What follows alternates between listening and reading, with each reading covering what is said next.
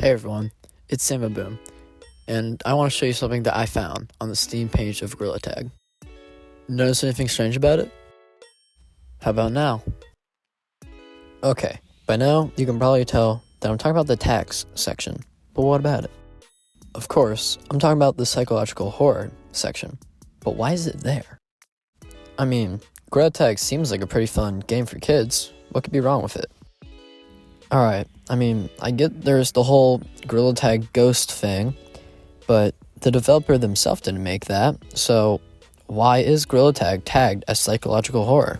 Naturally, I'm going to break this out into 3 different sections. The first one being the ghost of Gorilla Tag, the second one being the atmosphere that Gorilla Tag creates, and the third one being the expectations you get by playing the game. So, without wasting any more time, let's get into it. Now, it may seem interesting to hear the term ghost in Gorilla Tag. That is, if you never played Gorilla Tag, as to the Gorilla Tag community, it's a very well-known term. But usually, or more likely than not, it's a little kid running around, holding their controller at the end of their safety strap, playing creepy music from their iPad. But the actual story for ghosts is, if we had to start somewhere, we'd start at PBBV. PBBV was probably one of the first.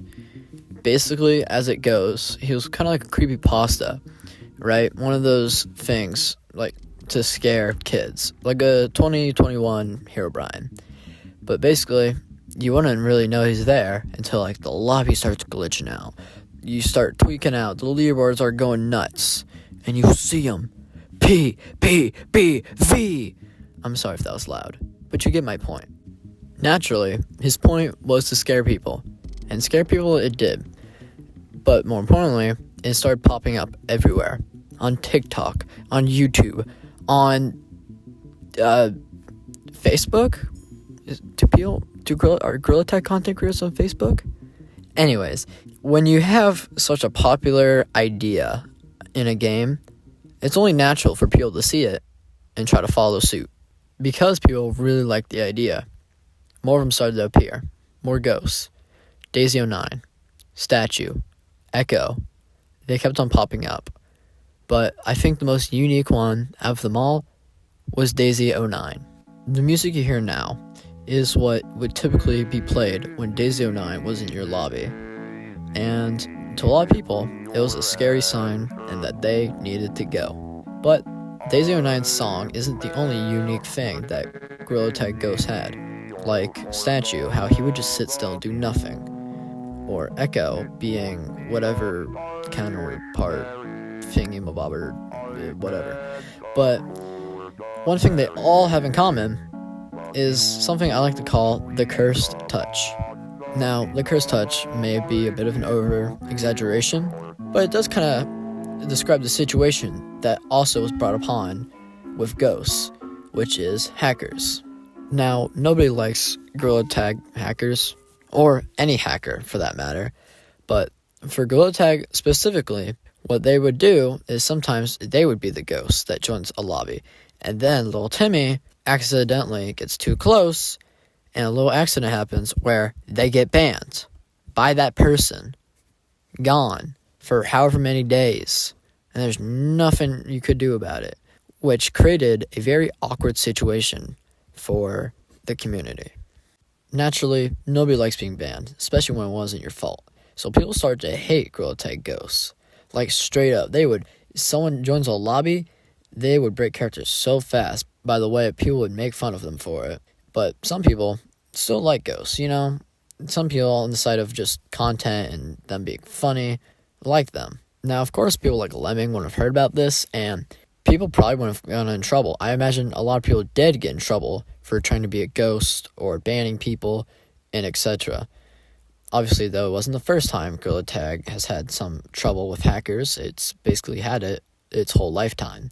But what happened to ghosts, you may wonder? Right, what was next? Well, they kind of just died out, you know? It was a trend, so it only makes sense that eventually that we'd find a new trend. And obviously, you can still find ghosts anytime in Gorilla Tag in the game. But in terms of the community and people talking about it, it didn't get talked about as much as it did before. But, fortunately, this isn't about the history of Gorilla Tag ghosts. So, why does this have anything to do with the psychological horror tag? Being a normal player, hearing all the talk about a Gorilla Tag ghost might get you a little scared of the game, right? It's not no capuchin, but you still have your guard a little up while playing by yourself. Because who knows? You might turn a corner and a ghost would be right there. You could get banned. It could scream, do a little boo jump scare, right? It just made the environment a little unsettling. Keep in mind this section, as it definitely plays into the other two sections a lot. Speaking of which, let's move on.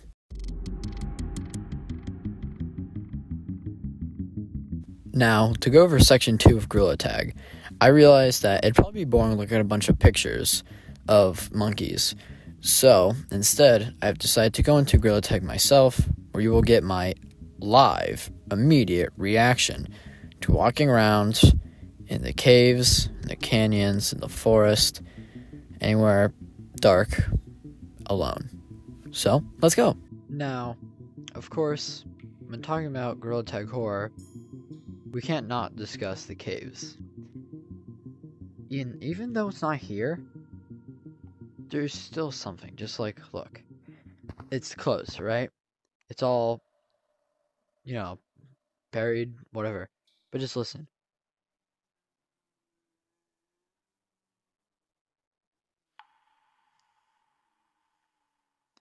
Like, pure silence except for little drops of water. That's all we know about the caves right now, right? That's all that we get. Like, imagine being a new player. You come down here and you sit there. Drip, drip, drip, drip, drip, drip. For this section, I'm going to talk over myself because it takes me a while to find my words. But basically what I'm trying to say in this part in the forest is that once you're on the stump, you just don't want to get off when you're alone. Because you get that perspective of just being able to see the whole map, right? Especially being a forest, it's, it would be really easy for somebody to hide. And maybe that's just my horror geared mind, but that's how I see it. So let's move on. I had a lot to say about the canyons, so I'm just going to try my best to sum it up. So basically, my main takeaway was that when you're down here in the actual canyons, it is, it's dark. You can't go any lower than you are. Everyone's supposed to be up, so you're almost expecting people to be up and above you. And if you're bad at the game, or you're a new player or whatever, it might be really hard for you to actually get out of the canyons. So you're sitting there trying to jump and you can't. And so then you wander. Like, oh, maybe there's a ramp or maybe there's somewhere else to go. And then you come across like this spot where it's just dark. So, it puts you, especially when you're alone, it puts you into that mindset of like just needing to get out. Wanting to get out, to just leave and don't turn back, run as fast as you can. That's also one of the reasons why I actually became a rock monkey, in an infection lobby, so I could run just in case, because I'm a little baby. But anyways, let's move on. The city is a lot different from the canyons. One of its main things is something that I will get more into depth with in section 3. But that is the fact that there's no one, despite literally being a city, right? And it's just quiet, there's the rain and nothing else. But on top of that, if you look around outside, little men staring at you. 1, 2, 3, right? And then you go, turn around, and look up. 4, 5, 6. And they're just there. That's the closest you get to humans or gorillas or other people, right? But besides that, you're left with a mall, which is pretty decently lit. It sells things, so it's pretty cool. Not that scary until you go upstairs and you see the second floor and how the only way to get in is through a window that's broken. And there's shelves blocking the third entrance, right? And as you get to the higher floors, it slowly becomes less organized and more cluttered, right? And finally, with the third floor, you notice how everything's all stacked up, piled together, this and that, but except for one detail, which is these shelves here, which are very close together, but still just barely accessible, or at least you can see through them and see what's in the shelves. In my opinion, that is just super unnerving. Trying to peek into a shelf and then just seeing something you don't want to see. Terrifying. There are a few things I could say about the mountains, but the first one is the fact that it's just lonely. So just absolutely lonely. When you're alone in a lobby, that's the point of this. But what really adds to it is the wind, right? Nothing else is disturbing the noise. It's just the wind blowing in the sky and you alone. Another thing that personally scares me is going down the slide, but not for the reason you think. I don't have claustrophobia or anything like that. It's more the fact that it's super dark in there, and every turn you take, you don't know. Because I've had it happen many times where I'll turn a corner and there'll be a lava monkey and I'll get tagged. Or the other side, I'll be going down the slide and I'll see a lava monkey darting towards me at light speed, and there's nothing I can do about it. But you take away that element and you're just expecting it, building up anticipation.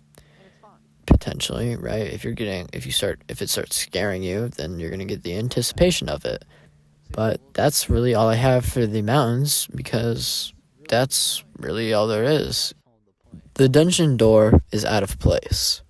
It's in the middle of the city for no reason, and it's made out of stuff that you haven't seen anywhere in the whole map. And if you listen closely, you can even hear groaning from inside. What does it mean? By the push of a button, you can find out. You open the door and you enter, and there's a funny little tune that follows, which doesn't really fit well with the initial thought you get from the room, which is a basement. Of course, gray with green carpet, but as you make your way downstairs, it looks like a typical basement, though it's not very well lit, it's not finished, but you can't help but notice the fact that there's a giant table with a maze with pink and blue monster. A monster in Rec Room, which, kind of similar to Ghosts in a sense. But anyways, how do you get in there? Well, if you go to that giant funnel thing, you walk through, and then suddenly you're small, incredibly small, and you have one option left if you don't want to get got by those monsters. Run for your life. And you can run and keep on running, and eventually you come across this little spot. It has a coin, and for no particular reason, but for me to continue the video, you take a break. But when you stop taking a break and you decide to look around, you see the pink monster. He's there. He's coming to get you. And he does by shooting a laser that for some reason didn't actually get me, and rather instead he bugged out for a second. But then he fixed himself, and he started going crazy, and he shot the laser at me, and I fell to the floor. You're in a prison. You're stuck. There's a skeleton in the room. You go to touch it, and for some reason you get stuck on it. But that's not what's important. What's important is that you need to get out. And the way that you find to get out is in a little room. There's a hole. It's creepy, but you go in. And now, a long tunnel. You get to the end. And then, when you jump out, you think it's fine. Except it's really dark. Really dark. But you keep on moving, but then eventually you notice you are tiny. minuscule, minute molecule atom-sized. It might, for some people, be just absolutely terrifying. Because for my thought on why it could be scary is the fact that when you're like a rock monkey like I was, you can run, you can go, you can move. But when your tiny self, compare yourself to a normal-sized person in the game, it is not even you're not even close to being able to catch up to them. So imagine like a ghost or anything joins the lobby and tries to chase you. There's literally nothing you could do about it at all. Let's say you get up into the ceiling. It's like a little crawl space of sorts. Imagine a scenario where you're getting chased. What are you going to do up here? You can jump down, but then you'll still be just as slow as you were before. But there's one option, the computer. So, without a second thought, you jump. To leave. To summarize my thoughts and what I think about the atmosphere of Gorilla Tag is that it can create a very creepy environment for yourself when you're alone. Because when you're alone, rather than fixating on the noise of everyone else, you have to fixate on your own thoughts and the wind and the other ambience noises that you hear in the map. Speaking of being alone, let's go into detail with that in section 3. Now, if it isn't pretty obvious, Gorilla Tag is a multiplayer game, right? So you play with people and even your friends to play all the different game modes like tag, hunt, and paintball, and the different queues like default, mini games, and competitive. But what happens if you get rid of all that? Well, then you're kind of just alone, right? It feels off, odd, weird. It shouldn't be like that. You should be with people. So, in a game, a VR game, that's supposed to be full of people, when you're alone, you'll expect people to always be there. So that's what kind of sucks about running around alone in a multiplayer game. But that's pretty much it for section 3, because that's really all there is to it. In a game that you're supposed to play with people, it kind of feels off when there's no people. Or just anything. Like, that goes with Gmod. That's really all I can think of. But anyways, let's go on to the outro. Okay, I lied. I'm actually going to summarize everything real quick. Because the reasons that I think that the psychological horror tag is in Gorilla Tag, because remember, that's what this whole thing's about, is 1, all of the ghosts that just make everything a bit scarier and give you some more edge while you're playing. 2, the atmosphere that can be kind of creepy, especially combined with the noises that give it a dark theme, especially when 3, you're alone and you expect people to be there when there's no one. Well, that's all I have for today. This is my first time doing this kind of video or anything like this at all. So let me know if what you think, if anything I need to change, any new ideas you have for any future short little documentary things like this. It's been fun. By the way, I feel like this is worth mentioning. At the time that I upload this video, I will be going live on Twitch, SambaBoom726, so you can come check by if you want. And also, I'll try to just stream more often in general during nighttime. We can I'll play Rocket League and anything else I can, because I don't have Game Pass right now. But besides that, that's all I got for you guys. So I'll see you later. Goodbye.